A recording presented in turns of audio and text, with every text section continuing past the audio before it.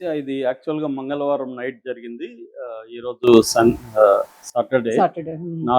4 రోజులైపోయింది. అయినా గూడా పోలీసులు ఇప్పటి వరకు ఎవరు జంపారు, ఎందుకు జంపారనేది అఫీషియల్‌గా ప్రెస్ మీట్ పెట్టి చెప్పలేదు. హ్మ్. ఎందుకంటే వాళ్ళు ఇంకా గూడా కొన్ని విషయాల్ని నిర్ధారించుకోవాల్సింది. అయితే అదుపులోకైతే కొంతమందిని తీసుకున్నారు. కొన్ని సీసీటీవీ ఫుటేజ్‌లు గూడా వైరల్ అవుతున్నాయి. బయటకొచ్చాయి. హ్మ్. సో, ఇప్పటివరకు మనకు అనఫిషియల్‌గా అందుతున్న సమాచారం ఏంటి? దీన్ని ఎలా అర్థం చేసుకోవాలి? అనే విషయాలు మాత్రం మనం చెప్పుకుందాం. ఎందుకంటే అఫిషియల్ వెర్షన్ చాలా సార్లు పోలీసులు బయట పెట్టరు.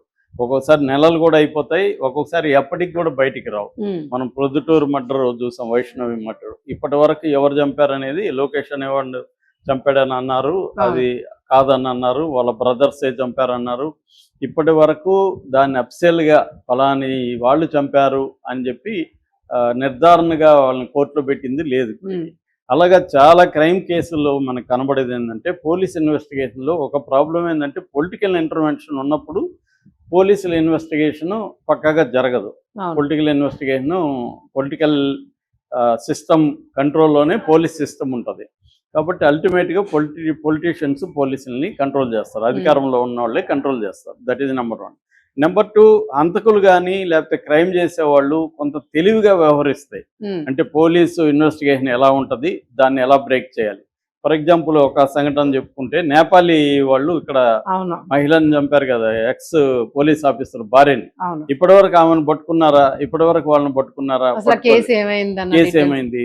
ఎందుకంటే వాళ్ళు తెలివిగా చేస్తున్నారు. ఆర్గనైజ్డ్ క్రైమ్ చేసేవాళ్ళు పోలీస్ ఇన్వెస్టిగేషన్ ఎలా ఉంటది? దీన్ని ఎలా బ్రేక్ చేయాలి? హ్మ్. ఇవన్నీ వాళ్ళు స్టడీ చేసి చేస్తారనమాట. అవును. మామూలు క్రిమినల్స్ అంత డీప్‌గా వెళ్లరు. హ్మ్. వాళ్ళు ఏదో ఇంటర్నెట్‌లో చూసో లేకపోతే ఎక్కడనో వీడియోలు చూసి చేస్తారు. హ్మ్. కానీ వీళ్ళకి సొంత అనుభవం ఉంటది.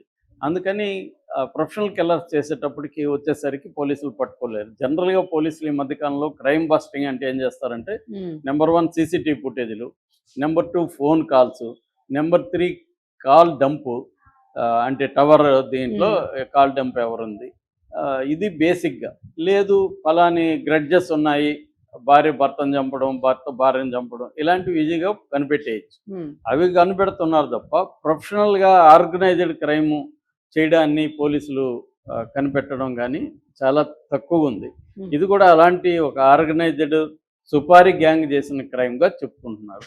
అంటే మనం మళ్ళొకసారి బ్రీఫ్‌గా అప్పుడు ఏం జరిగిందో చెప్పుకోవాలంటే హ్మ్. ఇక్కడ నల్గొండ జిల్లాలో కొండమల్లేపల్లి దీంట్లో జేబీ కాలనీలో ఉంటారు. భార్యాభర్తలు రాజేందర్ రెడ్డి, తర్వాత రూపారెడ్డి. హ్మ్. ఇది ఈమె గత 28 ఏళ్ల నుంచి నాగార్జున గ్రామర్ స్కూల్‌ని నడుపుతుంది. ప్రెజెంట్ డైరెక్టర్‌గా ఉంది. ఓకే. అయితే వీళ్ళకి ఒక అబ్బాయున్నాడు అభినయ్ రెడ్డి. ఆ అబ్బాయి హైదరాబాద్‌లో ఒక ప్రైవేట్ ఇంజినీరింగ్ కాలేజ్‌లో చదువుతూ ఇక్కడ వాళ్ళకి గుర్రంగూడలో ఒక ఇల్లుంది. హ్మ్. ఇక్కడుంటారు. సో, భార్యాభర్తలు కొడుకు కోసం ఎవ్రీ వీకెండ్ పెద్ద దూరం గాదు గాబట్టి హైదరాబాదొచ్చేసి కొడుకుతో వీకెండ్ గడిపి మళ్ళీ వెళ్తుంటారు. ఓకే. అలాగే మొన్న గూడొచ్చారు. 3 రోజులు హాలిడేస్ వచ్చాయి ఆ రోజు. Saturday, Sunday, Monday. హ్మ్. సో, వచ్చారు. మండే వరకున్నారు. అయితే భర్త ఆయన రియల్ ఎస్టేట్ చేస్తుంటాడు కాబట్టి ఆయనకి హైదరాబాద్‌లో పనులుంటే, సరే నేనెళ్ళిపోతా స్కూలుకెళ్ళాలి గదా! అని ఆమె బయలుదేరి ఎళ్ళింది మంగళవారం. ఎళ్లి మంగళవారం యథాప్రకారం స్కూలుకెళ్ళింది. 5:30 ఆ ప్రాంతంలో ఇంటికొచ్చింది. ఆ ఇంటికొచ్చిన సీసీటీవీ అవన్నీ గూడా ఉన్నాయి. హ్మ్. సో, ఇంటికొచ్చిన తర్వాత మా భర్త నైట్ తర్వాత ఫోన్‌లు చేస్తుంటే ఆమె తీయట్లేదు. మార్నింగ్ వరకు ఆయన చూసాడు. నిద్రపోయిందేమో అనుకునుంటాడు. మార్నింగ్ చూస్తే మార్నింగ్ గూడా తీయట్లేదు. దాంతో అనుమానం వచ్చి ఆ ఇంటి పైన రెంట్‌కుండే వాళ్ళకి ఫోన్ చేసి చెప్పాడు. ఒకసారి ఎళ్లి చూడండి ఏమైందని. వాళ్ళెళ్తే గూడా బెల్ కొడుతున్నారు. తలుపులు తట్టితే తీయలేదు. దాంతో పక్కింటోళ్ళ సహాయం తీసుకొని వాళ్ళు ఎనక నుంచెళ్లారు. హ్మ్. ఎనక కిచెన్ ఉంటది. ఎనక వైపు గూడా డోర్ ఉంటది. సో, వెళ్తే అక్కడ డోర్ ఓపెన్‌గా ఉంది. ఇదేంటి ఓపెన్‌గా ఉందని లోపలికెళ్తే ఆమె రక్తపు మడుగులో ఉంది. ఓకే. దాంతో భర్తకి జెప్పారు. భర్త పోలీసులకి జెప్పారు. పోలీసులు అంబులెన్స్ తీసుకొనెళ్లారు. అప్పటికే ప్రాణం పోయిందని తెలిసింది. అక్కడి నుంచి క్లూస్ టీము, డాగ్స్ టీమ్‌ని దింపారు. అక్కడ క్రైమ్ సీన్‌ని తమ కంట్రోల్‌లోకి తీసుకొని దాన్నంతా గూడా సాక్ష్యాలను అవన్నీ పరిశీలించారు. ఇవన్నీ జరిగాయి. హ్మ్. పదునైన ఆయుధంతో అంటే కత్తి లాంటి పదునైన ఆయుధంతో దాదాపు 27 కత్తిపోట్లున్నాయనేది పోస్ట్‌మార్టం రిపోర్ట్‌లో బయటకొచ్చింది. ఓకే. సో, అత్యంత దారుణంగా చంపారు. అయితే సీసీటీవీ లేదు. వాళ్ళ ఇంటి ముందుంది గానీ, ఎనక వైపు సీసీటీవీ లేదు. ఓకే. సో, ఇంకొక ఇంటి దగ్గర నుంచి ఒక సీసీటీవీలో ఒక రెడ్ షర్ట్ అతను వెళ్తున్నట్టుగా వాళ్ళకి పోలీసులకి ఒక విజువల్లో కనబడింది. ఉమ్, దాంతో ఇప్పుడు వాళ్ళు ఏం చేశారంటే డిఎస్పి దేవరకొండ డిఎస్పి శ్రీనివాసరెడ్డి ఆధ్వర్యంలో కొన్ని బృందాలు ఏర్పడి ఆ, ఈ కేసును సీరియస్గా తీసుకుని చేస్తున్నారు. ఉమ్, ఇప్పటి వరకు మనకు అందుతున్న సమాచారం అంటే ఒక సుపారీ గ్యాంగు, ఆర్గనైజ్డ్ క్రిమినల్ గ్యాంగే ఈమెను చంపింది. వాళ్ళు పక్కగా రెక్కీ చేశారు. మామూలుగా ఏంటంటే సీసీటీవీ ఫుటేజ్లో జనరల్గా 30 రోజులు సీసీటీవీ ఫుటేజ్ ప్రిజర్వ్ చేయాలని ఉంటుందన్నమాట. అవును.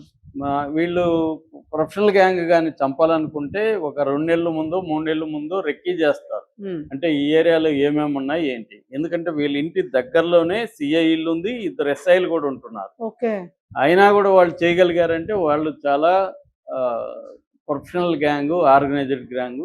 ఉమ్, సో వాళ్ళు ఇవన్నీ స్టడీ చేశారు. అంటే పోలీసులు ఏ మెథడ్లు అయితే పట్టుకుంటారు, అవును. సీసీటీవీలకు దొరకకుండా ఎలా ఉండాలి. ఒకటి ముసుగులు వేసుకోవచ్చు, ముసుగులు వేస్తే జనాలకి అనుమానాలు వస్తాయి. ఉమ్, ఆడవాళ్ళు ముసుగులు వేస్తే అనుమానం రాదు, కానీ అవును. మగవాళ్ళు వేసుకుంటూ వస్తుంది. ఏదన్నా సీజన్ బట్టి చలికాలం అనుకోండి మంకీ క్యాప్ వేసుకెళ్ళచ్చు, అవును.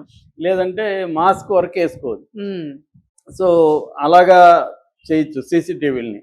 సో ఇప్పుడు వీళ్ళు ఏంటంటే వెనక నుంచి వచ్చారు. ఇంకా కాలనీ ఎవాల్వింగ్ కాలనీలో అన్ని చోట్ల సీసీటీవీ లేవు, వెనకాల లేవు.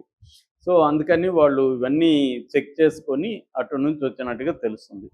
సో మరి ఈమె ఎందుకు తలుపు తీసిందా, తలుపు బద్దలు కొట్టినట్టు ఏమీ లేదు. ఉమ్, సో ఎవరైనా ఈమెకి తెలిసిన వాళ్ళే అటు వెనక నుంచి వాళ్ళు వస్తే ఈమె వాయిస్ ఎవరు అంటే నేనే అని వెళ్ళి తలుపు తీసిందా అన్న అనుమానాలు కూడా ఉన్నాయన్నమాట.